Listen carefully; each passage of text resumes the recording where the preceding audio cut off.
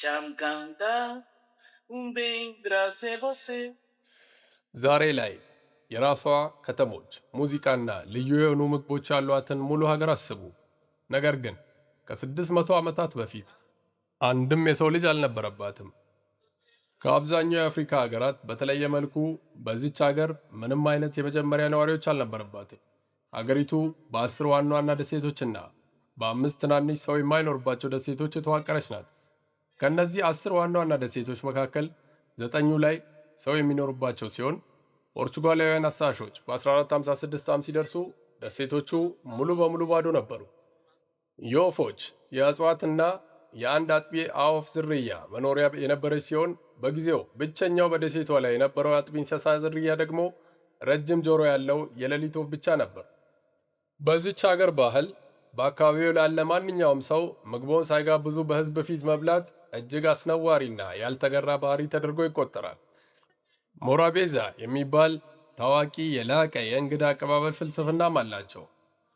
በ2026ቱ የአይኤምኤፍ መረጃ መሠረት የዚች ሀገር የዜጎች የነፍስ ወከፍ ገቢ 9850 ሲሆን ይህም አገሪቷን ከከፍተኛ መካከለኛ ገቢ ካላቸው ሀገራት ውስጥ እንድትመደብ ያደርጋታል።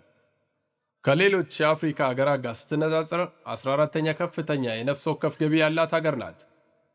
ሰሞኑን እየተካሄደ ባለው የ26ቱ የዓለም ዋንጫ የዚህ ትንሽዬ ደሴት ሀገር የእግር ኳስ ተጫዋቾች ስፔንን ከምታክል የእግር ኳስ ኃያል ጋር ተጫውተው ነጥብ በማስጣል ዓለምን አስደምመው ሳያበቁ ከምድባቸው ወደ 32 ሀገራት በማለፍ ጉዟቸው ገና መሆኑን እጅ አፍ በሚያስጭን ብቃት አስመስክረዋል። ዛሬ ወደ ምዕራብ አፍሪካዊቷ የደሴት ሀገር ኬፕ ቬርዴ ወይንም ነዋሪዎቿ እንደሚጠሯት ካቦ ቬርዴ ገብተናል። እንኳን ደህና መጡ። Kika brilha, lina mar boewareia, Kika kamoya, espanhol. ኬፕ ቬርዴ በይፋዊ ስሟ ካቦ ቬርዴ በምዕራብ አፍሪካ የባህር ዳርቻ በምትገኘው በታላቁ አትላንቲክ ውቅያኖስ ውስጥ ከዳርቻው በግምት 570 ኪሎ ሜትር ያህል ርቃ የምትገኝ ውብ የእሳተ ገሞራ ደሴቶች ስብስብ ናት። የኬፕ ቬርዴ ማንነት በአትላንቲክ ውቅያኖስ ውስጥ ካላት ስትራቴጂካዊ የባህር መገናኛ መስመር ልዩ ታሪክ ጋር በጥብቅ የተሳሰረ ነው። ፖርቹጋልኛ የሀገሪቱ ይፋዊ ቋንቋ ሲሆን ኬፕ ቬርዴያውያን ራሳቸውን ካቦ ቬርዲያኖ ወይንም ካቦ ቬርዲያና ብለው ይጠራሉ። በሀገሪቱ ከፖርቹጋልኛ በተጨማሪ ከፖርቹጋልኛ እና ከአፍሪካነስ ቋንቋ የተቀየጠ ክሪዮሌ የሚባል ቋንቋ በአብዛኛው ማህበረሰብ ዘንድ እንደ መግባቢያ ቋንቋ ያግዛል። በፖርቹጋላውያን ሰፋሪዎች፣ በስደት በመጡ አውሮፓውያንና በባርነት በተወሰዱ የምዕራብ አፍሪካውያን መካከል ለዘመናት በዘለቀ ከፍተኛ መስተጋብር እና ውህደት አዲስ ብሔረሰባዊ ማንነትና ቋንቋ ተወለደ። እሱም ክሪዮሌ ይባላል። ፖርቹጋላውያን ሳንቲያጎ የተባለችው ዋና ደሴት ለአትላንቲክ ውቅያኖስ የባሪያ ንግድ መስመር ወሳኝ የትራንስፖርት ማዕከል አደረጓት። ከሀገሪቱ ሕዝብ 71% ያህሉ ሜስቲዞ ወይም ቅይጥ ነው። ይህ ማንነት የተፈጠረው ደሴቶቹ በ15ኛው ክፍለ ዘመን ሰው የማይኖርባቸው ከነበሩበት ጊዜ ጀምሮ በፖርቹጋል ሰፋሪዎችና በባርነት በተወሰዱ የምዕራብ አፍሪካውያን ሕዝቦች መካከል ለዘመናት በቆየው መደባለቅ ነው። በግምት 28% የሚሆነው ሕዝብ ቀጥተኛ የአፍሪካ ዝርያ ያለው ሲሆን 1% ያህሉ ደግሞ አውሮፓውያን ናቸው። ዛሬ በኬፕ ቬርዴ ውስጥ በግምት 530 ሺህ ሰዎች ይኖራሉ። ሆኖም ግን ከ1 ሚሊዮን በላይ የኬፕ ቬርዴ ተወላጆች ከሀገር ውጭ በአብዛኛው በአሜሪካ፣ በፖርቹጋልና በምዕራብ አውሮፓ ይኖራል። በ18ኛውና በ19ኛው ክፍለ ዘመን የተከሰቱ ከባድ ድርቆች ግብርናን ፈጽሞ የማይቻል አደረጉት። በሕይወት ለመኖር ሲሉ በሺዎች የሚቆጠሩ የኬፕ ቬርዴ ወንዶች በአካባቢው በሚያልፍ የአሜሪካ የዓሣ ነባሪ አደን መርከቦች ላይ በመሳፈር ተሰደዱ። በዚህም እንደ ኒው ኢንግላንድ ባሉ ቦታዎች መጠነ ሰፊ የዲያስፖራ ማህበረሰብ መመስረት ችሏል። Boeu estrela, Kika brilha, lina mar boewareia. በአፍሪካ ውስጥ ካሉ እጅግ የተረጋጉና ጠንካራ ዲሞክራሲያዊ ስርዓት ካላቸው ሀገራት አንዷ በመሆን በሰፊው ትታወቃለች። ሀገሪቱ የምትመራው ከፍተኛ ውድድር ያለበት የባለብዙ ፓርቲ ስርዓት ባለውና በፕሬዝዳንታዊ የፖለቲካ ሲስተም ሲሆን በአሁኑ ወቅት የሀገሪቱ ፕሬዝዳንት ጆዜ ማሪያ ኔቬስ ናቸው። ኬፕ ቬርዴ በአገልግሎት ዘርፍ ላይ በእጅጉ የተደገፈ ኢኮኖሚ ያላት ሀገር ስትሆን ይህም በብዛት የተፈጥሮ ሀብትና ሊታረስ የሚችል መሬት እጥረት ካለባቸው ደሴቶች የተዋቀረች ከመሆኗ ልዩ መልክዓ ምድራዊ አቀማመጧ ጋር የተያያዘ ነው። ዋና ዋና የኢኮኖሚ ምሰሶዎችን ስንመለከት በቱሪዝም የሚመራው የአገልግሎት ዘርፍ ከጠቅላላ የሀገር ውስጥ ምርት 70% የሚሸፍን ሲሆን ይህ የኢኮኖሚ ዘርፍ የሀገሪቱ ዋና ሞተር ነው።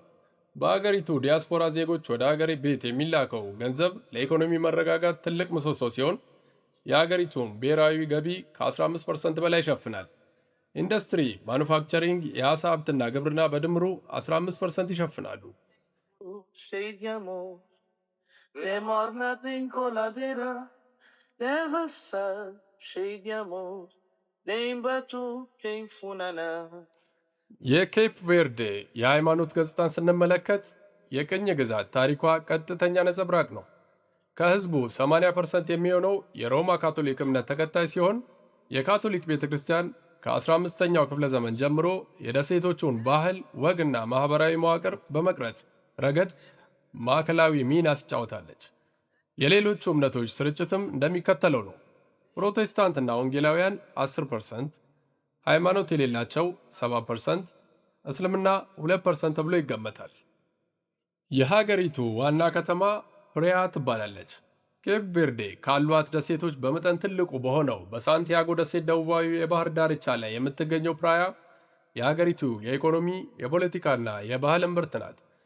ፕራያ ቀደም ሲል ከነበረችበት ጸጥተኛ የቅኝ ግዛት የጦር ሰፈር ተነስታ በአሁኑ ጊዜ ከ160 ሺህ በላይ ህዝብ የሚኖርባትና በከፍተኛ ሁኔታ የምትንቀሳቀስ ዘመናዊ ከተማ ለመሆን በቅታለች። ይህም ከተማዋን ከጠቅላላው የሀገሪቱ ህዝብ 1/3 ያህል መኖሪያ ያደርጋታል። ከተማዋ እንደ ፉናናና ባቱኬ ያሉ የሙዚቃ ስልቶች መፍጠሪያ ስትሆን እነዚህ ሙዚቃዎች በየምሽቱ በአካባቢው ክለቦችና ሬስቶራንቶች ውስጥ ሲጫወቱ መስማት የተለመደ ነው። የኬፕ ቬርዳውያን ታዋቂ ምግብ ካፑቻ ይባላል። ይህ ምግብ ከበቆሎ፣ ከባቄላ፣ ከካሳቫ፣ ከስኳር ድንችና ከዓሳ ወይም ከስጋ ተዘጋጅቶ በዝግታ የሚበስል ጣፋጭ ምግብ ነው። ታዋቂ መጠጣቸው ደግሞ ግሮግ የሚባል ሲሆን ከሸንኮራ አገዳ የሚቀዳ የሞቀ ሙዝ ጠረን ያለውና በጣም ከፍተኛ የአልኮል መጠን ያለው ከባድ መጠጥ ነው። Cheio de amor.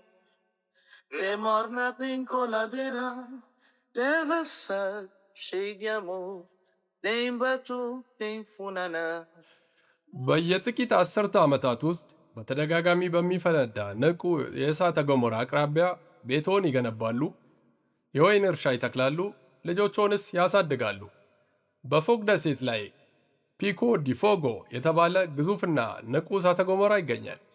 የሚገርመው ጥቂት መቶ ሰዎችን የያዘ የማህበረሰብ ክፍል በእሳተ ገሞራው ሰርጥ ውስጥ በቋሚነት ይኖራል። የእሳተ ገሞራው አፈር በሚያስደንቅ ሁኔታ ለም በመሆኑ ልዩ የሆኑ የአገር በቀል ወይኖችን ለማምረትና ማኔኮም የተባለውን ታዋቂ ከፍታ ቦታዎች ላይ የሚበቅል ወይን ለማምረት አስችሏቸዋል። እሳተ ገሞራው በ1995 እና በድጋሚ በ2014 በኃይል በፈነዳበት ወቅት ላቫው ወይንም የቀለጠው አለት ቤቶቻቸውን አድሞ ነበር። ነገር ግን ላቫው ቀዝቅዞ እንደጨረሰ ነዋሪዎቹ በጥቁሩ አለት ላይ ሕይወታቸውን እንደገና ለመገንባት ወደ ቦታው የተመለሱ ሲሆን ይህ ቦታ በአገሪቱ ከፍተኛ ቱሪስቶች ከሚያስተናግዱ ቦታዎች አንዱ ነው። አፍሪካዊው ሙት ባህር ተብሎ የሚታወቀው ደሴት ጎብኚዎችን ከሚስቡ ቦታዎች ሌላኛው ነው። በሳል ደሴት ላይ ፔራዲ ዲሉሜ የሚባል ጥንታዊ የጨው ማውጫ መንደር አለ። የጨው ማውጫዎቹ የተገነቡት በማይነቃ እሳተ ገሞራ ጉድጓድ ውስጥ ሲሆን የውቅያኖስ ውሃ በአለቱ ውስጥ እየሰረገ ይገባል። የውሃው ትነት በጣም ከፍተኛ ስለሆነ የጨው መጠኑ ከተለመደው የባህር ውሃ 27 እጥፍ ይበልጣል።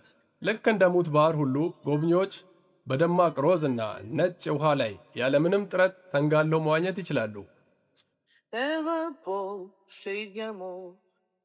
É morna tem coladeira, deve ser cheio de amor. Nem batu, nem funana. ቀድመን እንደጠቀስነው ሀገሪቱ ከ10 ዋና ዋና ደሴቶችና ከ5 ትናንሽ ሰው የማይኖርባቸው ደሴቶች የተዋቀረች ናት። ከእነዚህ 10 ዋና ዋና ደሴቶች መካከል 9ኙ ሰው ይኖርባቸዋል።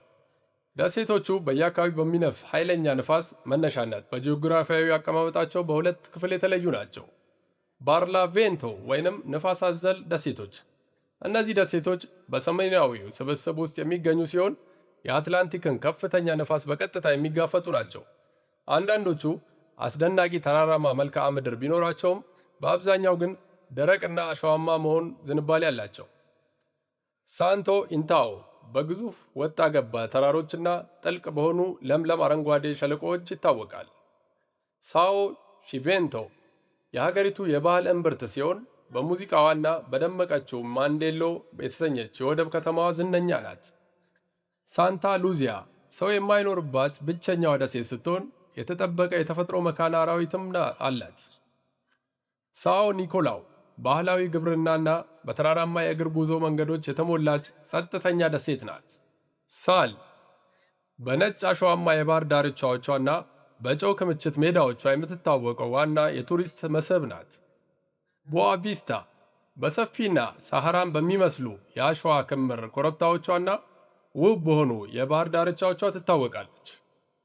ሁለተኛው የአገሪቱ ክፍል ደግሞ ሶታቬንቶ ወይንም ከንፋስ የተከለሉ ደሴቶች ይባላል። ይህ ደቡባዊ የደሴቶች ስብስብ በአጠቃላይ የንፋስ ኃይል የሚቀንስበት ሲሆን የአገሪቱን ከፍተኛ የሕዝብ ቁጥር የያዘው ቀጠና ነው። ሳንቲያጎ ትልቋና ብዙ ሕዝብ የሚኖርባት ደሴት ናት። የአገሪቱ ዋና ከተማ ፕራያን የያዘችውም ይህችው ደሴት ናት። ማዮ ውብና ብዙ ያልተነካካች የባህር ዳርቻዎች ያሏት ጸጥ ያለች ሜዳማ ደሴት ናት። ፎጎ ይህ ደሴት ተራራማ ቦታ ላይ የሚገኝ ሲሆን ፒኮ ዲ ፎጎ የተሰኘው ንቁ እሳተ ገሞራ የሚገኘው በዚህ ደሴት ነው። ኬፕ ቬርዴ ውስጥ ከሚገኙ ዋነኛ ከፍታ ቦታዎች አንዱ ይህ ደሴት ነው። ብራቫ ሰው የሚኖርባት ትንሿ ደሴት ስትሆን በቀዝቃዛና ጭጋጋማ የአየር ንብረቷ እንዲሁም በሚያማምሩ አበቦቿ ትታወቃለች። ደሴቶቹ በእሳተ ገሞራ እንቅስቃሴ ምክንያት የተፈጠሩ በመሆናቸው የመልክዓ ምድር አቀማመጥ እጅግ በጣም የተለያየ ነው። በሳልና ቦአቪስታ ደሴቶች ላይ በረሃ መሰል የአሸዋ ክምሮችን ሊያገኙ ይችላሉ። ነገር ግን በአጭር የአየር በረራ ተጉዘው ሳንቶ አንታኦ ወይንም ሳንቲያጎ ደሴት ሲደርሱ ደግሞ ለምለም አስደናቂ የሆኑ አረንጓዴ ሸለቆዎችና ሹልና ወጣ ገባ የሆኑ ተራሮች ጫፎችን ሊመለከቱ ይችላሉ። ውድ የቻናሌ ቤተሰቦች የኬፕ ቬርዴ ጉብኝታችን በዚህ ይጠናቀቃል። ሌሎች መጎብኘት አለባት የምትሏትን ሀገር በኮሜንት ላይ አሳውቁኝ። ቻናሉን ሰብስክራይብ በማድረግ ላይክ በማድረግ እና ሼር በማድረግ ቻናላችንን አበረታቱልን። እናመሰግናለን።